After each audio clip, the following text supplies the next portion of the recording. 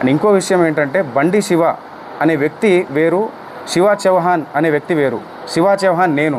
ఈ బండి శివ అనే పేరుని తీసుకొచ్చి శివ చౌహాన్ అని చెప్పేసి మొత్తం ఈ ట్రోల్స్ ఎందుకు జరుగుతున్నాయో మాకు అర్థం కావట్లేదు. ప్రతి వీడియో పోయినా మా అక్క ఫోటో పెట్టి ఇది చేస్తున్నారు. ప్రధాన నిందితున్న నేనని చెప్పేసి వచ్చిన ఆరోపణ ఏదైతే ఉందో ఈరోజు మంగ్లీ పైన అటాక్గా మారిపోయింది. దీని వెనకాల ఎవరున్నారు ఏంటి అని చెప్పేసి వాస్తవాలు ముందు అది తెలియాల్సిన విషయం. అది డిపార్ట్మెంట్ ముందు పెడుతుంది. ప్రతి ఒక్కరిని శిక్షించాలి, బాధితులకి న్యాయం జరగాలని చెప్పేసి కోరుకుంటున్నాను. 14 ఏళ్ళుగా ఒక్కొక్క మెట్టు ధర్మంగా, ఒక్కొక్క మెట్టు ప్రతి పాట ఒక శక్తిలాగా వచ్చే ఒక పాటని ఆమె ముందుకు తీసుకొస్తూ జనాల్ని అంత ఇదిగా తీసుకొస్తూ అంత ధర్మంగా ప్రతిదీ అంత ముందుకు తీసుకొస్తున్నప్పుడు అలాంటి ఒక్కొక్క మెట్టు పవిత్రంగా ఎక్కిన మెట్టుని బదనం చేయడానికి వీళ్ళు ప్రయత్నిస్తున్నారంటే ఎందుకు ఆరోగ్యంగా మాట్లాడదండి?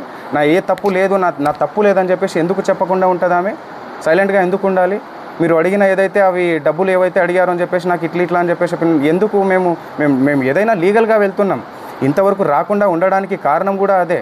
ఈరోజు మమ్మల్ని బదనం చేయాలన్న ఆ ఉద్దేశంతోనే మీరు ఇంత కుట్ర పన్నుతున్నారే, మీ వెనకాల ఎవరున్నారు? అవన్నీ జరగాల్సిన రీతిలో జరుగుతుంది.